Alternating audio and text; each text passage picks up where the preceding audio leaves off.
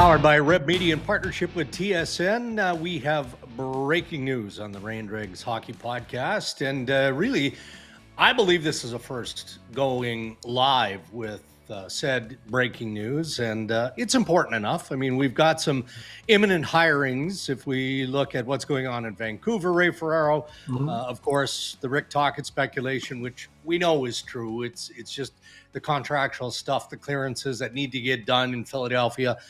For him to be named the official next head coach of the Philadelphia Flyers.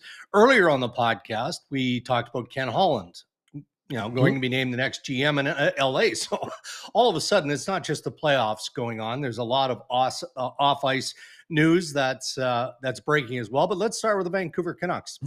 And Adam Foote, who helped Rick Tocchet, was on the bench with Rick Tocchet and the Vancouver Canucks last year, will be named the head coach of the Vancouver Canucks. What's your immediate reaction to that news? When I think of somebody like Adam Foote, I think of him the same way I do of Rick Tocchet and Craig Berube. And the first thing I think of is the way they played. And it makes me laugh that they're all coaches, because they were all just like ferocious, mean, tough competitors, like on the ice. Like they scared you on the ice. And then you never really know that, in the background, what they are is students of the game. They're students of of who can do what system works, like they've got a coaching head. Because I never thought of Adam Foote as a coach when he was cross-checking me in front of the net. I never thought of Craig Berube. I told him today, I never thought of you as a coach when you took the puck off me at the red line and gave me a shove to move back onto my side. Like, I never thought of those guys as coaches. What I saw last couple years from Adam in Vancouver is a Canucks team that became really, really strong and formulaic in the way that they defended, the way that they kept the puck out of the way of the danger spots. That's Foote. Like that. Right. That's Adam's part of that coaching mix in Vancouver. So I suspect they'll still play defensively much the same way. I'm curious how he staffs his coaching staff. How will they coach the power play and the offensive structure? Like, what are Adam's views on that? Because you always kind of get the head coach's views, not the assistants. And so they've known Adam obviously very, very closely for a few years now. And clearly with Manny Malhotra probably next in line there at some point, Adam's the guy for now. Like, he's the guy for this. When I say for now, I mean for this moment. Like, he's the right experience, the right transition. People will talk about, Quinn Hughes likes him, and that does matter. But you can't hire the coach based on what a player says.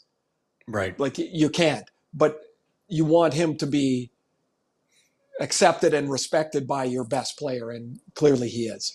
And really, that's the bottom line, right? Like, there might be some who go, okay, well, he doesn't have head coaching experience at the National Hockey League level, and it didn't work out in the Western League with Kelowna. Well, that was, for a myriad of reasons. But you don't have NHL experience as head coach, as you've reminded time and time again, until you're named head coach of a National Hockey League team. And then all of your life experience, your professional experience, what you've learned working on an NHL staff with Rick Tocchet and working with Jimmy Rutherford and Patrick Galvin culminates, and you're now a qualified coach, bottom line. Well, I said earlier on the regular pod, you cannot write or complain or opine on, it's the old boys club, they keep hiring the same old coaches. And then when a coach with no experience gets hired, or relatively no experience, you can't complain about that. You can't argue both sides of the argument. And so Adam's a first-time NHL coach. Some do great, Spencer Carberry. Some take a little bit of time to find their footing. Some don't work out. It's like a draft pick or a trade or anything. I think Adam's a really smart guy. I think he's a really sound defensive coach. And I'm really curious to see what the Canucks look like offensively when he fills in his staff. Yeah, and I mean, they went through their process as all clubs do. And went down the list. You mentioned Manny Malhotra. There will be a time for Manny, perhaps in the Canucks organization. They had lots of time for Mitch Love, who is working with the Washington Capitals. He's got stuff going on right now in the Stanley Cup playoffs.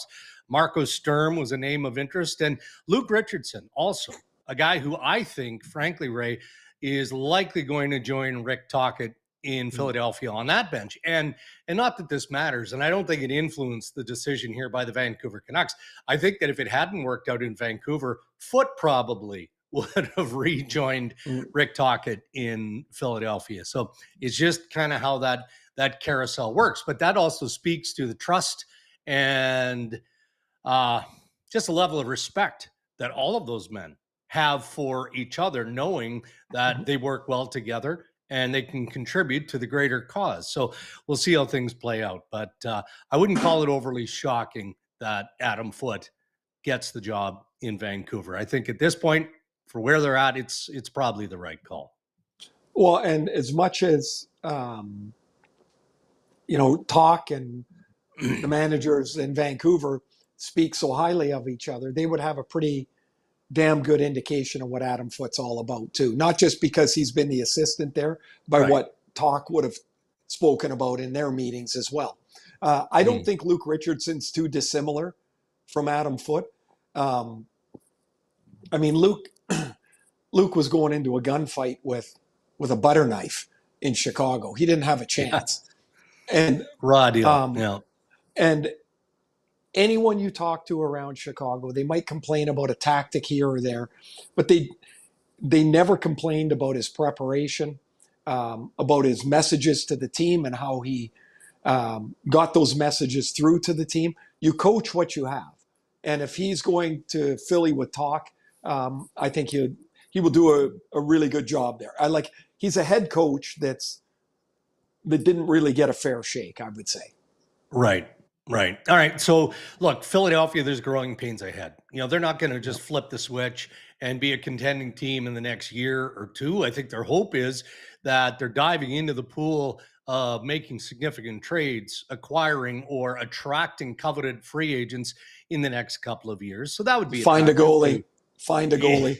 That's up there on the to-do list. But back to the Canucks, if you will. It appears like it's going to be, this is one of many things that the Vancouver Canucks obviously are going to have to wrestle with. It's a big one. It's a big hire.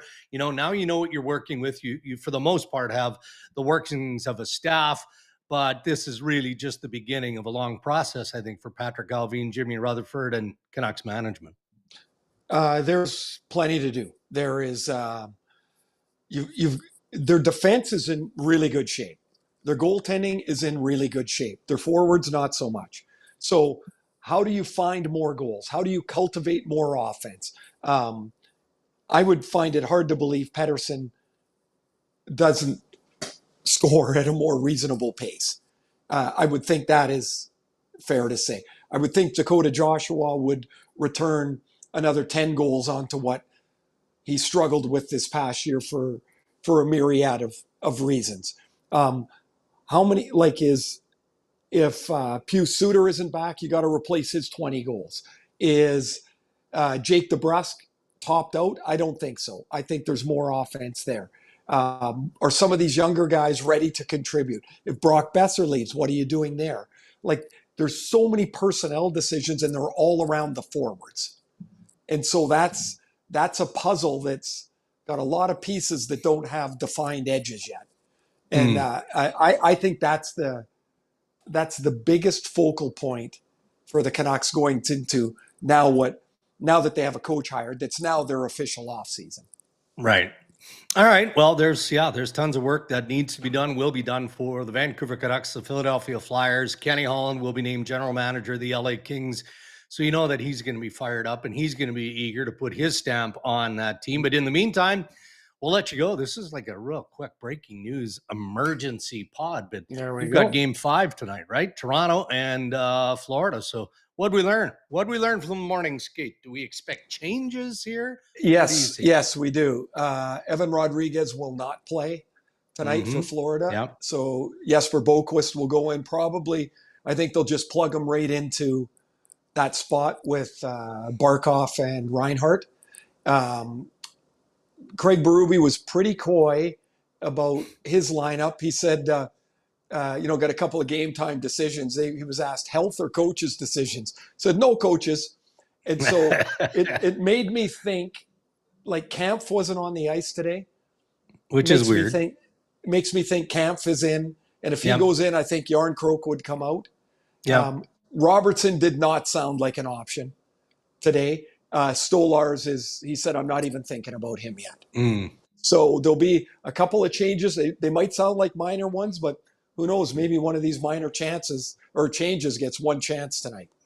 All right. Excellent stuff, Ray. Good of you to jump on such short notice. And as you can tell, I'm not even prepared for the day. I'm barely out of my jammies. I've got the Ray and Dregs cap on. I mean, I got to get ready. I got to be honest with you. It's 1:15 here in the afternoon in Toronto, and we're 30 minutes away from a nap. So that's the way the day goes. All right, buddy. All the best. Have a good call tonight, and thanks for doing this. Thank you. Yeah, and thanks everybody for jumping on. Yep, and look forward to the next edition of the Ray and Dregs Hockey Podcast coming your way on all platforms early next week.